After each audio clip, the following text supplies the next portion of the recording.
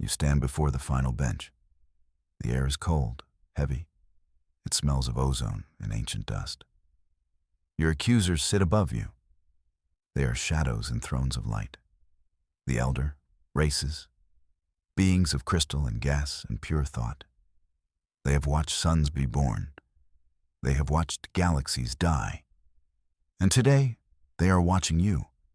The charge is cosmic treason, the highest of all crimes. You are accused of breaking reality itself, of unleashing a power beyond reckoning, a power they believe will consume everything. They have already decided you are guilty. Their judgment is a formality. But the law is the law, even for them. They must hear your story first. So you speak. Your voice echoes in the vast hall. A single human soul against God's. Let them listen. Let them hear the truth. Your truth. You begin where it all began for you. Not with a discovery, but with a defeat. With the fires that consumed an entire sector. You take them back to the darkness. You make them remember the fall of Cygnus. We were not winning the war. We were not even fighting it. We were surviving it, barely. Our fleets were proud. Our ships were strong. We had the best crews in the arm of the galaxy. It did not matter. The Voro were a tide of hungry iron. They moved without strategy or pattern. They simply overwhelmed. Our grandest battleships were gnats to them. Our brilliant admirals were children playing a game the Voro did not even acknowledge. They were a force of nature, a plague of the void. And they were heading for the core worlds. They were heading for Earth. I remember Cygnus 7. I watched the star cruiser Indomitable break apart.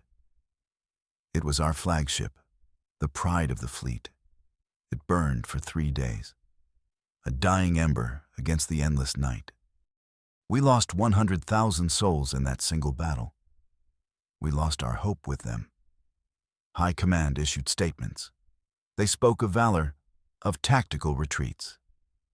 But we on the front lines knew the truth.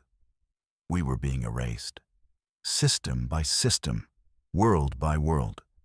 Someone had to do something different, or there would be nothing left to save. My ship was a long-range scout, the Wanderer, a small vessel, old and mostly forgotten. Our mission was to chart anomalies, to look for anything at all that might give us an edge. Most crews found dust and echoes. They found dead rocks and fading radiation. For 2 years, so did we. We were ghost hunters in a graveyard of stars. A pointless, lonely job.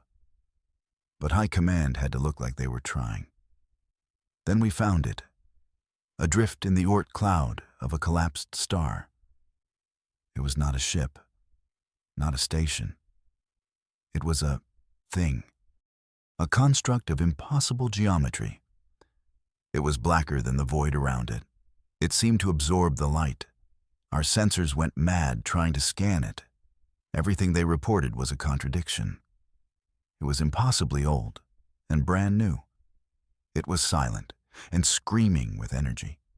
It was a ghost in the machine of the universe. We approached cautiously. We were all soldiers, not explorers. We half expected something to leap out at us. But there was only silence, a deep, profound silence that felt older than time. I led the boarding party myself. Inside, it was a cathedral of information, not data on screens, not books on shelves. The walls themselves seemed to whisper to us. They showed us images, feelings, concepts. It was an archive, the last testament of a race so old they had no name. A race that had faced an enemy like the Voro and found a different answer than war. The archive whispered of impossible power. It spoke of a new kind of star science. We did not understand most of it. It was like trying to teach a fish to climb a tree. The concepts were too alien, too vast. But I understood one thing. It was a weapon, or it could be made into one. A way to fight the Voro, not with missiles, but with mathematics. Not with lasers, but with logic. It was a key to a door we never knew existed. I knew, in that moment, that this was it. This was the answer. The only answer we had left. It was our last desperate hope. I brought my findings back to High Command. I was full of excitement, of purpose. I thought they would see what I saw. I thought they would give me a parade. They gave me a court-martial instead. Or they threatened to, which is mostly the same thing. High Command had a simple policy for new things. If it was not a bigger gun, they were not interested. And my little box of whispers was not a bigger gun. Not in a way they could understand. They called it alien witchcraft. They called it a fool's errand. The Grand Admiral, a man whose biggest idea was to paint our ships a different shade of gray, looked at my data. He looked at me as if I had lost my mind. "We fight with steel and fire," he said, "not with whispers from a cosmic tomb." He ordered the data sealed. He ordered me reassigned to a cargo run on the outer rim. He told me to forget what I had seen. He forbade my research as too dangerous. But I could not forget. I could not stand by and watch us die. I watched the news feeds. I saw the Voro consume another colony, then another. They were getting closer. Their hunger was methodical, implacable. So I did what any sane person would do.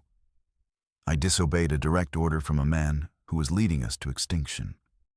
I gathered a small team of believers, scientists and engineers who saw the same hope I did. We stole the data. We stole a ship, and we ran. We set up a secret lab on a rogue moon.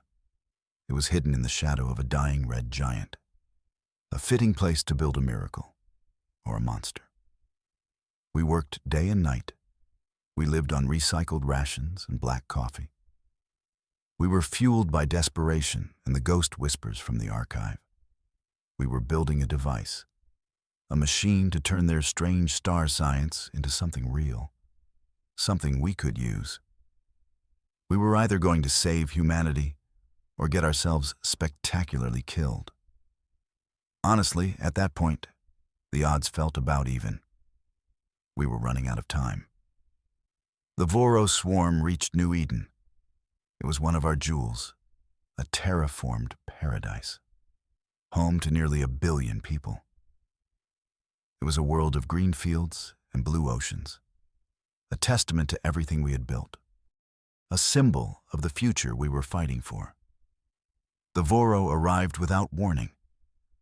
There was no orbital bombardment, no grand space battle.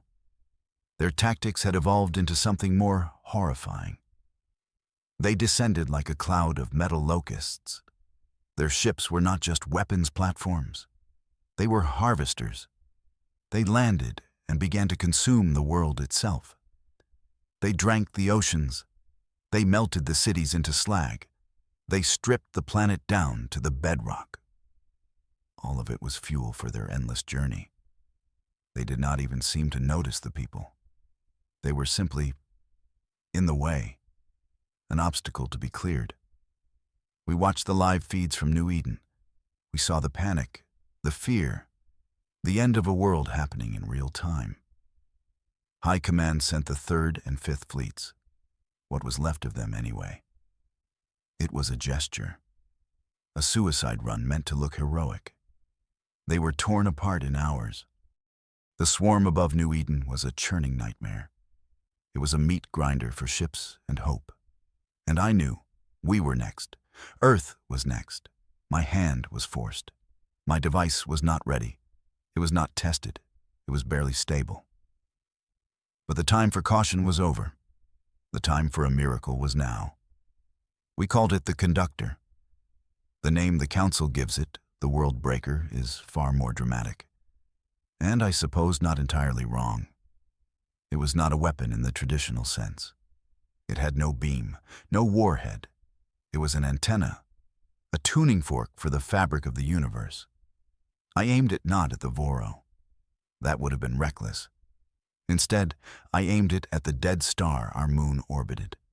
A cold, lightless cinder of a thing. A safe target, I thought. My team stood beside me on the bridge. Their faces were pale, lit by the glow of the controls. They trusted me. A trust I was not sure I deserved. I put my hand on the activation key. For a moment, I hesitated. The whispers from the archive were not always clear. They spoke of creation, of harmony, but they also hinted at a terrible price. What was I about to unleash? Was I saving humanity? Or were we about to become the galaxy's newest cautionary tale? The feeds from New Eden showed a city dissolving into gray sludge. My hesitation vanished. I pulled the trigger that broke all the known laws of physics. I turned the key, and the universe changed. There was no explosion, no flash of light. The experts back at High Command had predicted an uncontrolled gravity wave. They said we would tear a hole in space-time. They were wrong about everything. For a single, terrifying moment, there was nothing. Just silence. The dead star remained dead. The Voro continued their feast.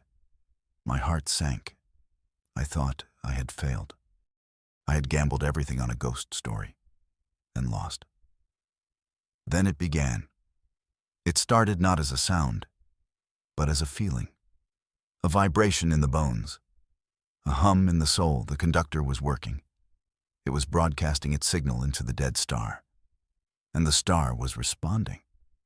Reality itself began to sing a new song. Colors we had no names for bled into space. The blackness of the void shimmered with impossible hues. The geometry of our bridge seemed to twist and flow. It was a symphony of wrongness, a beautiful, terrifying melody that rewrote the rules of existence. My science officer threw up. My tactical officer started laughing. I just watched in awe and in terror. We had not built a weapon. We had knocked on the door of creation. And something had just answered back. The music, for that is the only word for it, flowed from the conductor. It wrapped around our little ship. It soaked into our hull. We were at the center of a new kind of physics, and we were the first to learn its rules. We did not understand it fully. We still do not. But we learned how to use it. We learned to shape the song, to turn its harmony into a shield, to focus its rhythm into a weapon. Our ship became untouchable. We flew the Wanderer straight for New Eden, a single tiny scout ship against the entire Voro swarm. High Command called our flight path an act of insanity. They were probably right. The Voro turned to face us. A wall of thousands of their ships blocked our path. They fired. A storm of plasma and kinetic rounds raced toward us. But they never hit. They passed through us as if we were a phantom. Our ship was no longer entirely in this reality. We existed in the notes of the song. We were a chord in the symphony of wrongness. We flew through their fleet untouched. We turned their own weapons against them. We did not just turn the tide, we became the tide. Humanity had a terrible new dawn. The elder races noticed. Of course they did. They notice everything. From their silent thrones across the galaxy, they saw. They had watched our war with the Voro with detached interest. Another noisy species struggling against the dark. It was a common story. But this was new. This was not the story of a bigger gun. This was the story of a new kind of fire. A fire they could not understand, and that terrified them. Their ships arrived in our systems, not with guns blazing, but with cold, silent judgment. They were vessels of impossible age and power, beings who considered us little more than clever animals. They saw what we had become. We were no longer victims. We were something else, something they had no name for. They did not see salvation in our new power. They saw a contagion. They saw a species that had torn a hole in the great, silent tapestry of the cosmos. They looked at what we had done to survive, and they accused us of awakening an even greater monster than the Voro. Them, the ones who wrote the rules. They feared we were about to write our own. The Voro were not stupid. They were a hive mind, a singular consciousness spanning a fleet of millions. They had consumed thousands of worlds. They had learned. When their weapons failed against us, they did not panic. They did not retreat. They adapted. They stopped their brute force attacks. Their mindless consumption of New Eden ceased. They grew quiet. They began to listen. They recognized the music. They understood that this new power, this physics-defying shield, was not coming from our ships. It was coming from a single source. From my ship. From the conductor. So they changed their tactics. They stopped hunting humanity. They began hunting me. They became a swarm of predators with a single target. The entire Voro war machine turned its gaze upon my little scout ship. It was a terrifyingly personal game of cat and mouse. A game played across entire star systems. I was no longer a savior. I was the bait. And the trap was closing around our entire species. The pressure was immense. I was the only thing standing between the Voro and what was left of humanity. But I was also the thing drawing them toward us. I had to understand the power I was using. I went back to the source, back to the whispers of the derelict archive. I spent every waking moment trying to decipher its true meaning, not as a weapon schematic, but as a message. I pushed the conductor to its limits. I used it not to broadcast the song, but to listen to it, to translate its deepest layers. And then I saw the truth. It was a revelation that chilled me to my core. The archive was not a blueprint for a machine. It was not a tool. It was a soul, the collective, unified consciousness of the entire race that had built it. They were the firstborn. They had faced a cosmic threat just as we had. But they had not built a weapon to fight it. They had built a lifeboat. They had transformed themselves. They shed their physical bodies. They became music. They became the symphony of wrongness itself. They had not died out. They had ascended into a new plane of existence. The device I had built was not a weapon. It was a radio. And I had just used it to call the attention of everyone, on every frequency imaginable. The final battle was not my choice. The Voro hunted me relentlessly. They chased me across the galaxy. They learned to anticipate my jumps. They herded me. They drove me back toward my home, toward the Sol system. They knew what it meant to us. They knew it was our cradle, our heart.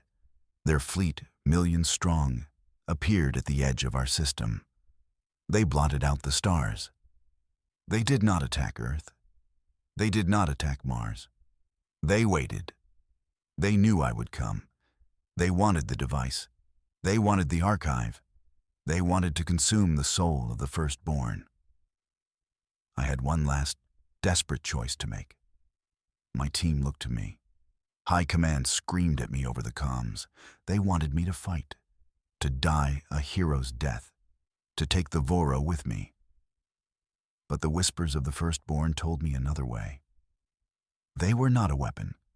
They were a language, a way to communicate on a level beyond words, beyond violence. So I made my choice. I would not fight the Voro. I would talk to them. I flew the Wanderer to the heart of their fleet. I took the conductor to its absolute maximum, and I broadcast the full chorus into their collective consciousness. Not the weaponized harmonies, but the pure, raw, unfiltered soul of the firstborn. I showed them everything. There was a great silence. A silence that spread from my ship outwards. A silence that touched every Voro vessel. The engines of their entire fleet went cold. Their weapon ports closed, their running lights dimmed. For a full minute, a fleet of millions hung in the darkness like a city of the dead. I thought I had failed. I thought I had simply stunned them before the final blow. My hand hovered over the self-destruct sequence, the last resort. Then they began to move. One by one, they turned. Not with aggression, but with a slow, deliberate grace. They turned away from Earth. They turned away from our sun. They aimed themselves at the empty darkness between galaxies. And then they were gone. They did not jump to hyperspace. They did not engage their drives. They simply faded. They vanished from our reality, as if they had never been there at all. They were not destroyed. They were changed. They had heard the song of the firstborn, and it had given them an answer they sought. They ceased their war. They departed. It was an impossible, bloodless victory. Humanity celebrated. They called me a hero, a savior, the greatest military mind in a generation. Which was funny, because I am not even a soldier. They threw parades on every world we had left. They built statues in my honor. Children learned my name in their history lessons. For a few short weeks, I was the man who had single-handedly saved our species. I enjoyed it. It was a nice change of pace from being hunted by a cosmic swarm. Then the Council's enforcers came. Their ships were things of beauty and terror. They moved with a purpose that dwarfed our own fleets. They did not ask for permission to enter our space. They did not announce themselves. They simply appeared in orbit above Earth. They did not care that I had stopped the Voro. They did not care that I had saved billions of lives. They cared about one thing: the music, the symphony of wrongness, the fundamental law of the universe that I had broken. Humanity had been judged by the Voro and survived. Now, we were being judged by someone far older and far less forgiving.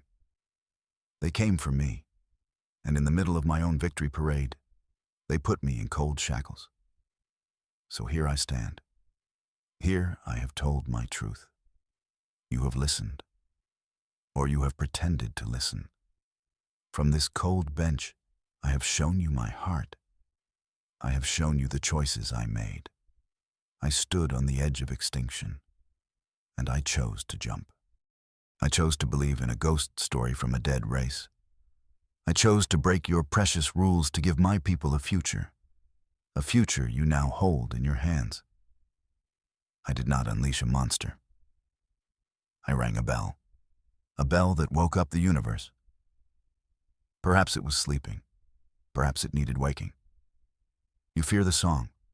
You fear the change it brings. But the song is not the enemy. The silence was the enemy. The silence that let the Voro devour worlds without a whisper. I gave us a voice. A terrible, beautiful voice. Now the entire galaxy holds its breath, waiting for you to pass judgment, waiting for your verdict. Let them now judge you.